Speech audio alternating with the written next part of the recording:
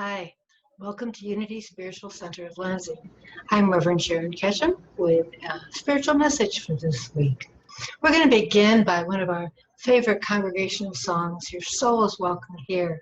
The words are going to be on the video, so feel free to sing at home and clap and just visualize us being all together singing and all those other wonderful things we do.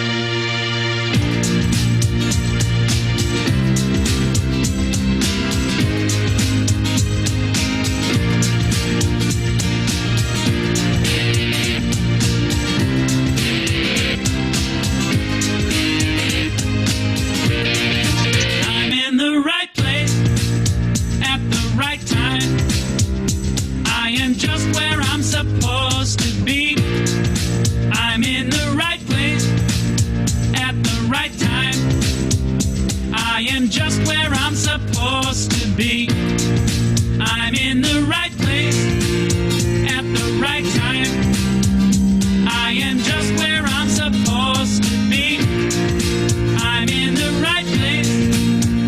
the right time. I am just where I'm supposed to be. Oh, my soul is welcome here. Oh, my soul is welcome.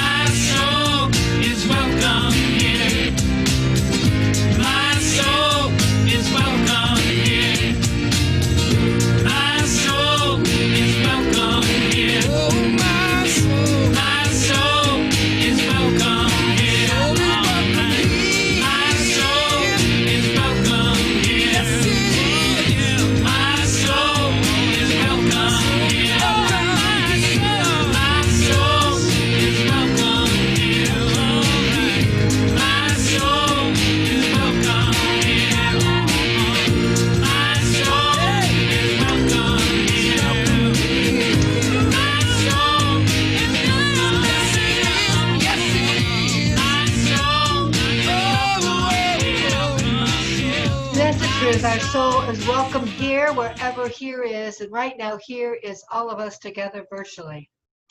Well, as we are on this Labor Day weekend, and for some people, school has started. Oh, just there we go, just going back and forth here, a little electronic craziness today. Okay, so this neighbor of mine, she's very friendly, loves dogs and everything, and last week, this dog came up to her in the afternoon, up to her on the porch, and he seemed well fed. He had a collar on and everything, and she petted him and said hello. And she went to the house. The dog followed her in, and he went immediately and got up on her couch and went to sleep. And so she let him sleep there for a couple hours, and he got up and she let him out the door. And darned it, the next day the thing didn't happen again. And every day this past week, this dog came to her house and came in and slept on her sofa for a couple hours. So Friday, she sent a little note onto the dog's collar and said, just in case you're wondering where your dog is going in the afternoon, he's coming to my house, he gets up on the sofa and he takes a nap. Well, don't you know that Saturday she gets a note back. The dog goes back over and Petey goes back over. And the owner said, thank you so much for letting me know where Petey goes every afternoon. Petey lives in a house with 3 young children that are being homeschooled. And we're not getting much sleep here right now, so he goes over there to get a nap. Do you mind if I come with him on Monday? Yeah. Homeschooling certainly has its joys and unexpected consequences for all of us, including our pets. Oh, I hope you enjoyed that little story. You know, there's a lot of things to worry about these days. There's a German term, Schadenfreude, and I'm probably not saying that with the best German accent, but it's about finding joy in another's sorrow or worry or bad happening. And I don't know if it's finding joy so much as a part of us that says, boy, I'm really glad that it's not me. So I thought maybe if you have a few things on your mind that you're worrying about in the middle of this pandemic and of COVID and of economics and even of certainly the mental anxiety and stress that we're all under right now, I want to give you a few things to measure it against. There was a while back where the fire authorities in California, as they put out a section of a forest fire, found a man fully clad in a wetsuit. He had flippers, he had a tank on his back, he had the mask on. And what had happened was they couldn't figure out how this scuba diver got in the middle of a forest. It was way inland. Well, they had sent these tankers, these planes out, and they scoop up water to bring it in to drop in the forest fire.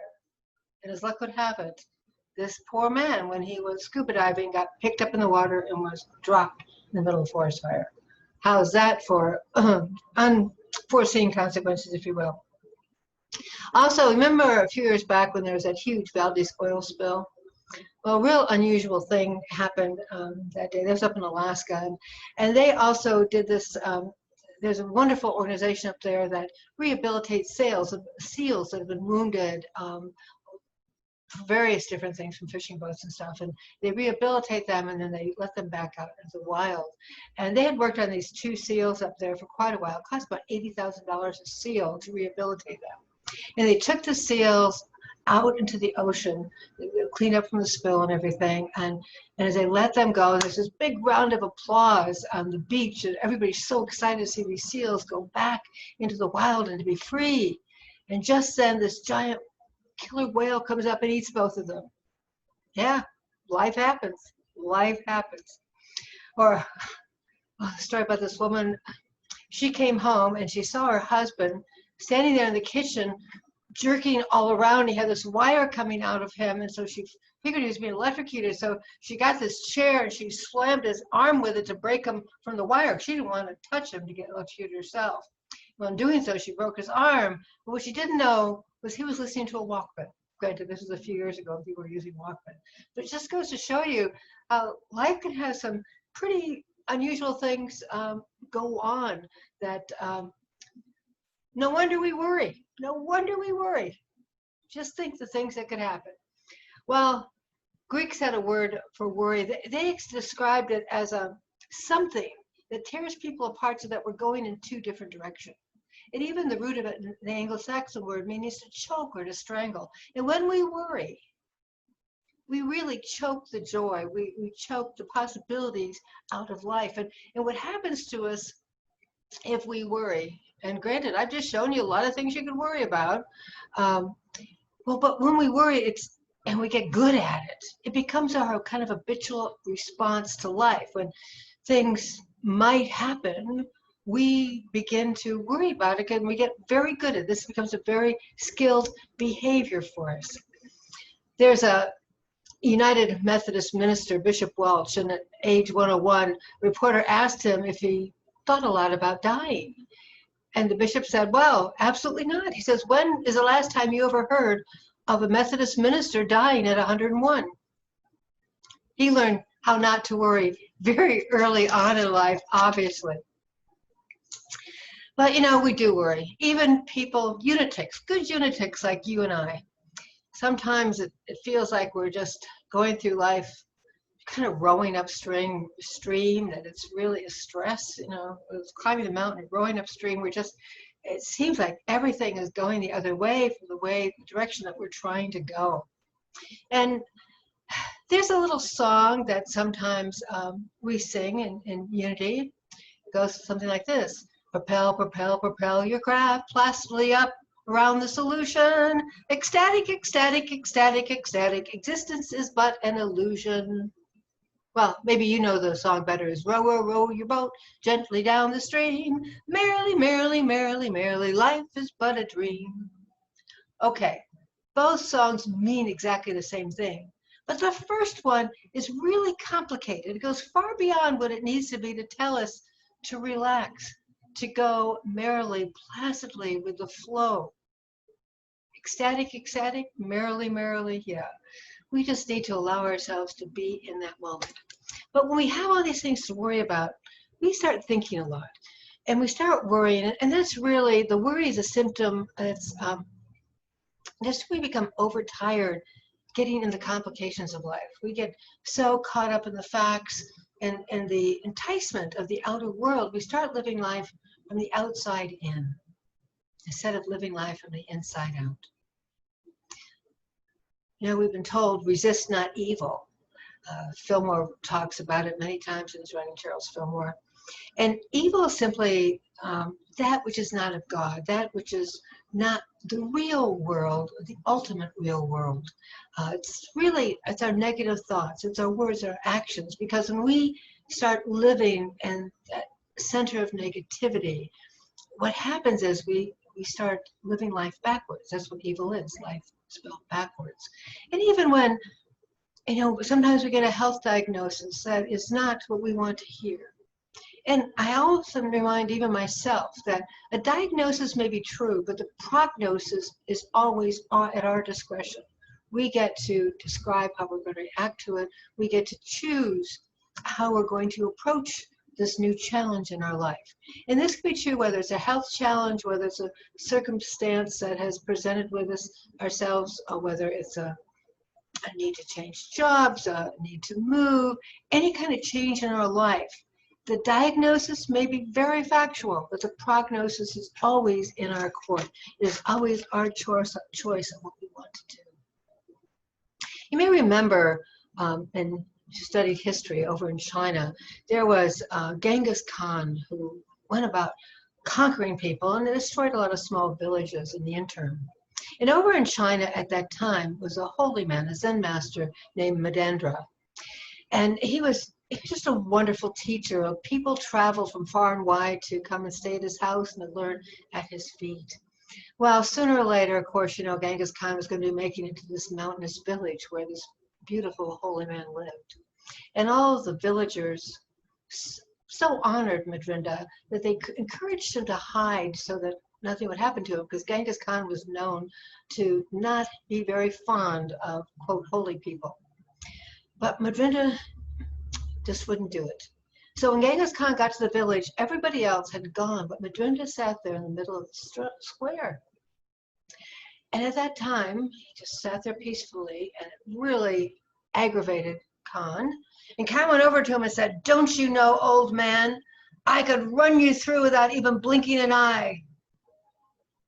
Madrinda sat there, silent, centered, said, "Oh, sir, don't you know that I can be run through without even blinking an eye?" At that, Khan fell to his feet and begged to become his disciple. Seeing that calmness in the face of aggression and anger and bullying, if you will, seeing that total centeredness. Now, we may not be living in ancient China, there may not be a Genghis Khan, but we each have our own swordsmen, those things that come in and threaten our life, threaten our peaceful countenance, threaten just all of our plans. For each of us, that swordsman might be different. As a community, we know this ministry, it's just 1 year ago on Tuesday when we experienced a devastating fire that has changed everything for this community. And then 6 months after the fire, what happens but we joined the world in this pandemic that again changed everything we knew. So would we hide from this? We think that's going to protect us if we went into hiding? And what would we be hiding from or trying to protect ourselves from? From pain? No. From change. You can't resist change. From anger or aggression. What can we protect ourselves from? Absolutely nothing. That is an illusion that by somehow putting our head in the sand, that everything else will go away. No, it happened. Life happens. You know, and during this pandemic, life has continued.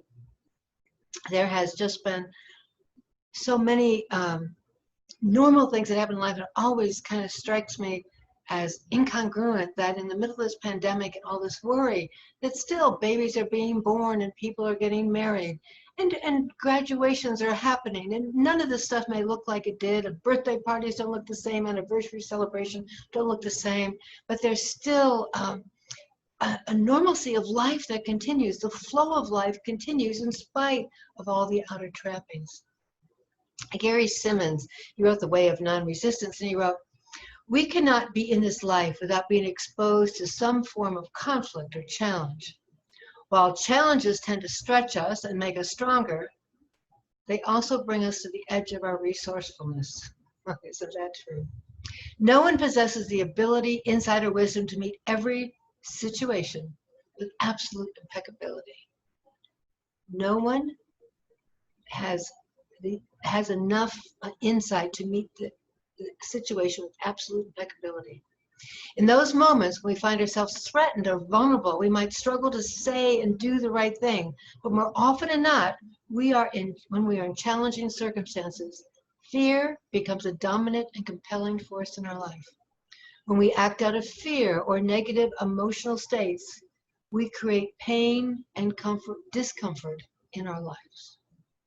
And so as much as it might seem like to go to the fear, to go to the worry, just knowing that doing so, we create more of that which we are trying to resist. What we resist persists. So what we want to do is really find a way to row with the flow. And Jesus really gave us some really great principles on how to do that. He taught us to be non-resistant. If you're forced to go a mile, offer to go 2. He taught us to agree with our adversary quickly. Again, the more we resist, the more it persists. To practice forgiveness. And I think most of all, perhaps maybe the most challenging of all, is to be non-judgmental. So I can run you through with a sword without a blink of the eye. And I can be run through with a sword without a blink of the eye. It's really an awareness that each of us has a path, that challenges, roadblocks, whatever it might be that comes up.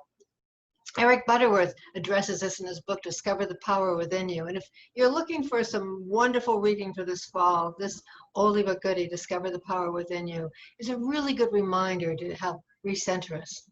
And he goes about the line about it, agree with your adversary quickly. The adversary is not the person or the circumstance. The adversary is our reaction. Things happen to us.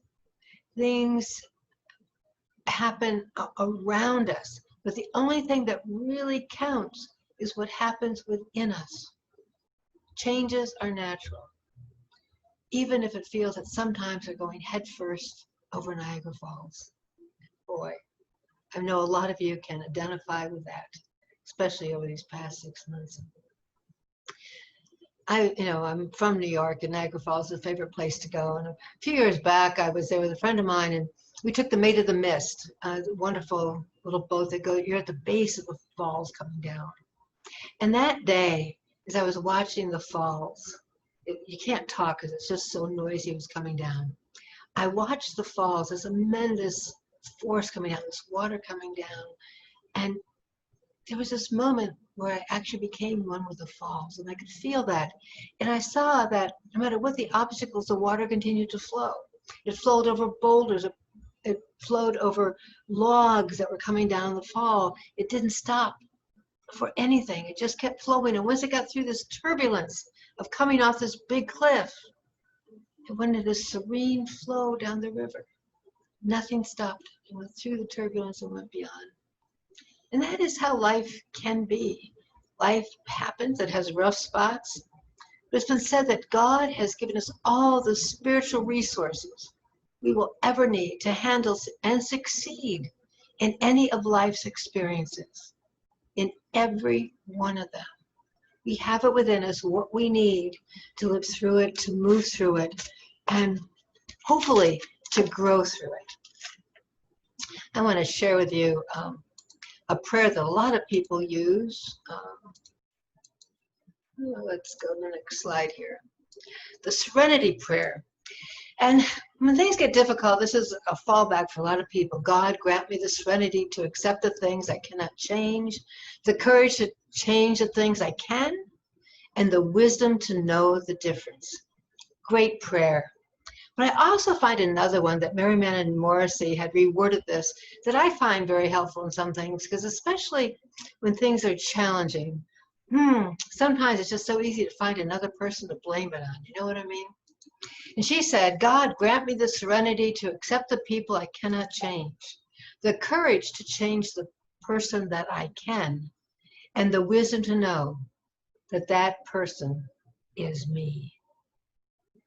The change always comes from within us. And if we feel we are struggling, rowing upstream, to allow our consciousness to shift, to take that responsibility within our own lives, to learn to go with the flow, to let God's love lift our boat, if you will. I wanted to close today by sharing with you a story, one of my favorite books. It was one of the first ones that really got me into that spiritual journey of remembering. It's a book called Illusions by Richard Bach. And if you have read it, you may enjoy hearing the story again. I think it's a good reminder. If you haven't read it, this may spur you on to pick up this book and kind of explore it. It said, once there lived a village of creatures along the bottom of a great crystal river. The current of the river swept silently over them all, young and old, rich and poor, good and evil. The current going its own way, knowing only its own crystal self. Each creature had its own manner of clinging to the twigs and the rocks and the river bottom. For clinging was their way of life. It's what they've been taught from birth. But one creature at last said, I'm tired of clinging. Though I cannot see with my eyes, I trust the current knows where it's going. I shall let go and let it take me where it will. Clinging, I shall die of boredom. Well, the other creatures laughed and said, Fool, let go, and that current you worship will throw you, get you tumbled and smashed around the rocks, and you will die quicker than boredom. But the one heeded them not, and taking a breath, did let go, and at once was tumbled and smashed by the current against the rocks. Yet in time, as the creature refused to cling again, the current lifted him free from the bottom, and he was bruised and hurt no more.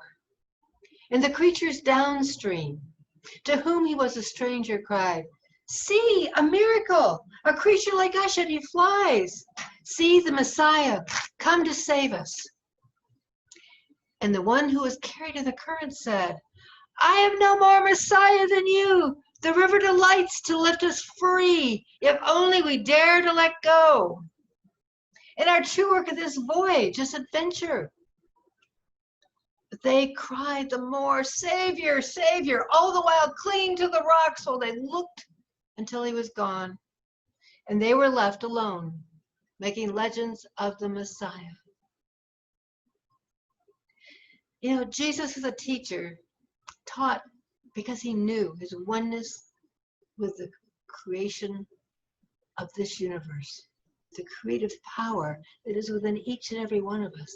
And his soul's purpose, I believe, is to demonstrate this oneness to us, to teach us that we can demonstrate that oneness, that Christ is within us, that power to overcome any challenge and response possibility is within us. He taught us, don't cling to the past. Let go so that you can grow into the future. Let go and let God guide and direct us in all that we do. We don't have to live our lives like those bottom clinging creatures. We can make a commitment today to live a life aware of all that life has to teach us, all the places life has to take us, all that God has to give us, to offer us that possibility. Today we can decide to row our boat gently down the stream. Ecstatic, ecstatic, ecstatic, or even better, we can allow the current of God's love to float our boat, to lift us up to a new and higher awareness of life. We can be free of worry. So spiritual practice for this week. Practice peace instead of worry. Practice joy instead of worry. Practice faith instead of worry. Practice courage instead of worry.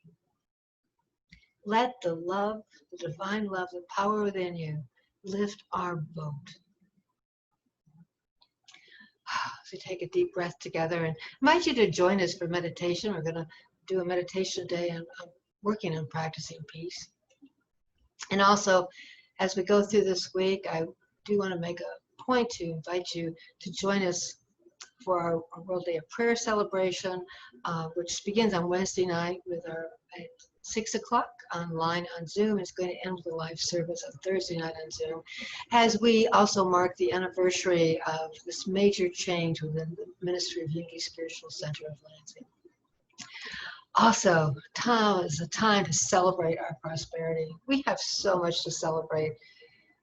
You know, as a ministry, we are so gifted. People are still sharing of their time, their talent, and their treasure, because we are the ministry and we share with each other, lifting each other's boats. We can't lift the boats ourselves, right? Holding that higher vision. So for those of you that do want to donate gifts to the ministry, you can click on our website, click the donate button, and mail checks to our office, and do continue to hold us in your prayers for that divine order, for becoming that possibilitarian in everything that we do.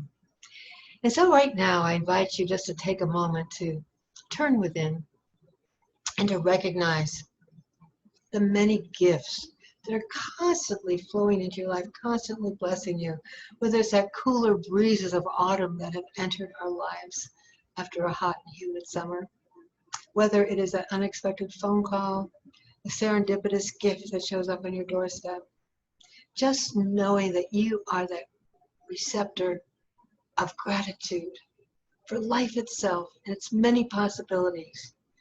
As you take a deep breath and go with the flow, allowing divine light, love to float your boat. We affirm together, divine love through me blesses and multiplies all that I am, all that I have, all that I give, and all that I receive. I praise, give thanks, and am glad. And so it is. Amen. We're going to close our service, this part of our service, a message, with our traditional I Choose Love. I hope you'll join in and connect heart to heart. It's always our choice. Peace in my life is growing because I choose love. Love's always present, it's what I'm made of. I choose love. We are a part of each other.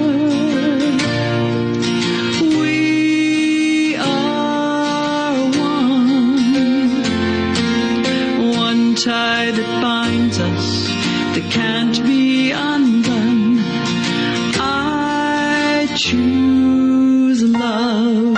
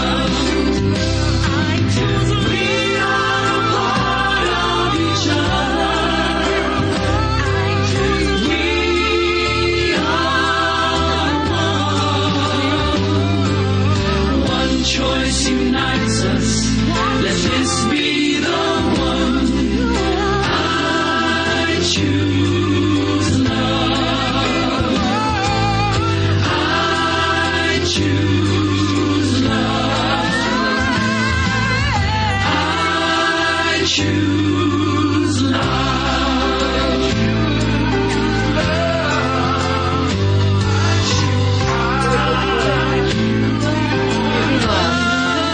Love over worry.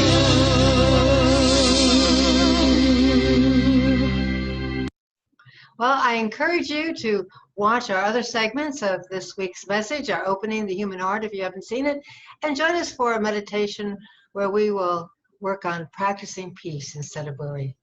God bless. Have a fabulous week. I know you will.